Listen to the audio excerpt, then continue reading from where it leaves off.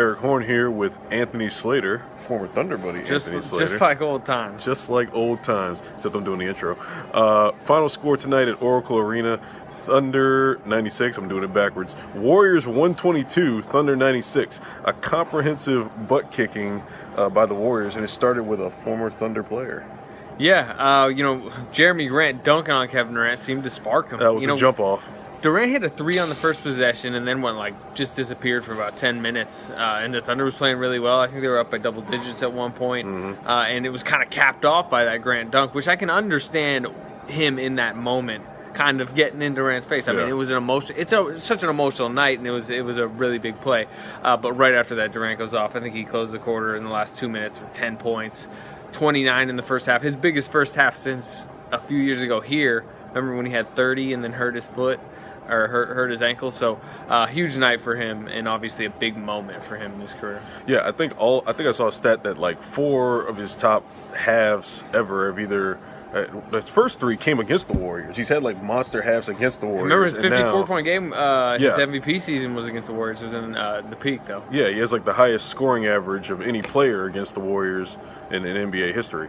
But yeah, Durant had 16 points in the second quarter. He outscored the Thunder by himself. Thunder only had 11. I mean, they went really cold in the second quarter. I think they were like 4 of 25. And this thing came in billed as like a Russell Westbrook Kevin Durant matchup, and it really ended up being kind of a matchup of Kevin Durant going back and forth with some of the Thunder players. I mean, it started with Grant, and then it trickled over into the Enes Kanter show on the bench over there. Yeah, that was a weird moment. Look, I can understand Kevin from the perspective of Kanter's kind of been chirping all summer. He's chirped at me when I left. I mean, I was roped into it. And then Kanter, I don't know exactly who started it, but yes, it was an extended conversation over there towards the Thunder bench. And to me, it kind of just highlighted the sadness in a sense, especially from the Thunder side of the night, where in that little freeze frame, you kind of saw Roberson's face. And, I mean, you know how close Roberson was to Durant. Durant was one of kind of his biggest supporters early years. And then Adams, who knows Durant well. Remember when Durant singled him out in the MVP speech? And Kanter was never close to Durant. He got there later in time, and they just, it's not like they hated each other. They just weren't close. So it was just this weird moment where Ennis was going and going and going, and Durant was going back, and you could just tell it was like Robertson and Adams. And to me, that kind of just summed up the awkwardness of the night. And then in the post game, you have Durant saying, how many minutes did this guy play in response to Kanter? It reminded me of the Villanueva thing that Durant and Westbrook did. Yeah, it's just Durant really had all the leverage tonight in terms of the trash talk because after that Grant dunk, he responded, tremendously with his 39 points, and essentially Durant put the Thunder away by himself in that second quarter. I mean, it was tough circumstances for the Thunder coming in here. This is going to be an emotional game for Durant playing for the first time against the Thunder, and then the Thunder also coming off of a back-to-back where Russell Westbrook really exerted himself against the Clippers on Wednesday night. So, I'm not entirely surprised by the result, but I was taken aback by how good Durant really was. Yeah, 7 threes ties a career high. He had only had 3 threes in the first 4 games combined. I think it was 3 of 13. So he'd been good, but he hadn't erupted like that scoring wise. And from his side of things, it was a good night to do it. It kind of obviously quieted any talk online or by the Thunder, and then I think it's just good for him to get it out of the way. Now they go to the Lakers. The Warriors go play the Lakers tomorrow, and they can kind of push forward. But we're not talking about it. So. Russell Westbrook finished with 20 points, 10 assists, 6 rebounds, 6 turnovers in basically 29 minutes. He didn't play the fourth quarter. There was no need for him to. The Thunder were down big going into the fourth quarter. A good move by Billy Donovan just to get him off the floor, get the starters off the floor, and avoid any injuries or potential blowback or any further dust-ups. Westbrook was actually good about it in post-game for the most part, which you'll see later on about kind of the emotions of the game and the rivalry and just some of the interactions between Durant and the Thunder players and basically say, we'll see him again.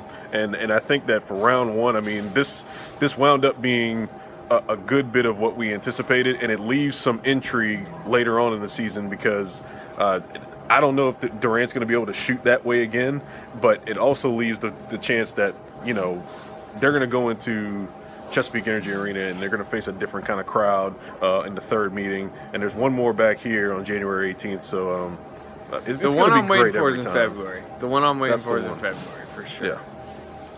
Anyway, here's some post-game commentary from Billy Donovan and Russell Westbrook. I thought the first quarter we did a really a great job.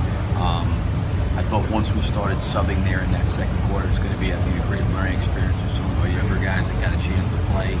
But really, we had that one difficult stretch there. Really, it was a good portion of that second quarter where I thought two things happened. We gave up some threes in transition, and we gave up some threes on second chance points.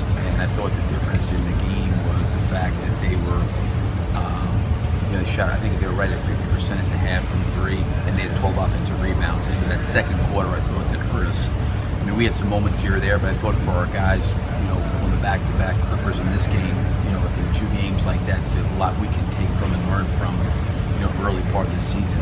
How tough was it to see KD on another team?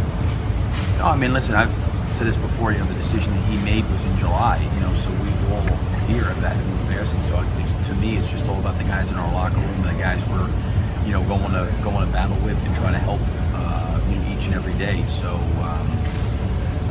for me, it's just focus on the guys in the locker room. Really, as part of that learning experience, maybe not jawing with a guy that maybe gets him going a little bit. Yeah, I don't know. I didn't, see much of that. I can't comment on that, but I just thought that the two things that stood out was we got a little bit loose on some switches. We gave up some threes because of some missed shots for us because we had a hard time buying the basket, especially when we did attack the paint. It got them out in transition. We didn't get matched up a couple times. And then I thought the offense was rebounding the second chance points, which really led to a lot of three-point shots. And then, clearly we fouled Curry twice. It got him 6 free throws. It was a three-point line in the rebounding. I thought that because in the first, I think 8 or 9 minutes we were playing well. We started to sub, and some of our younger guys came in there, and it was a great learning experience. And I think that's something that they'll be able to look at and grow from and get better from. You've seen that a lot from Kevin over the years. What was the level of strangeness seeing it happen on the opposite side tonight? Just basketball, man.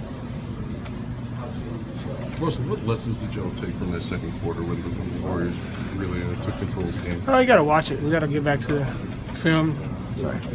You got to get back to film and kind of watch and see, what we can kind of improve and see what mistakes we made. But, it's one game earlier in the season. We'll figure it out. Did you feel like the team handled the emotions of the game well? There was a point where Ennis was kind of jawing with Kevin at the end of that second quarter. It happens. The Warriors are doing a lot of trash talking. Apparently, I guess they talk a lot of trash now. But, we'll see how that goes. But, we get ready for the next game, man. It's one game, one loss for us. We move on. Get ready for the next one. Is that different from them? Who? Is that different from them? I guess so. I guess that's what they do. But we'll see him again. Did you get a chance to talk to KD before or after? Nah, when I get on the court, I don't talk to anybody but my teammates. What about off the court, Russell? There was a time where y'all went to chapel together, I believe, before the game. Did you talk to him then? No, I don't talk to anybody at chapel. I listen to the word and get back to the locker room. You guys were leading 29-12 at one point, and Adams fell into foul trouble. Everything seemed to turn from there. Was that, if there was a turning point in this game? He's a huge part of our team and definitely impact on both ends of the floor. Him and foul trouble definitely hurt us a little bit, but there's still some things we could do to get better while he's off the floor, and we got to get better at that. And the first 4 games, you guys were outstanding defensively. I know they're a great offensive team, but what needs to be consistent for you guys defensively this season? We good, man. It's one game. I understand you guys like it's the Warriors. They won. It's fine, but we're okay. We're 4-1. It's one game. We play on Saturday, so simple as that. I noticed you were checking your phone. Did Kevin Durant text you? I'll talk to my wife. Do you expect a text from him? I expect to get on the plane, get ready to go home, go lay in my bed, get ready for Saturday. Russ, you knew this season was going to be a different one, obviously, for you. What are some of the things that you've found that you have to do differently this year than years past? It's different. It depends. Got a different defensive schemes that teams are doing. Just got to read and react and find out what's best.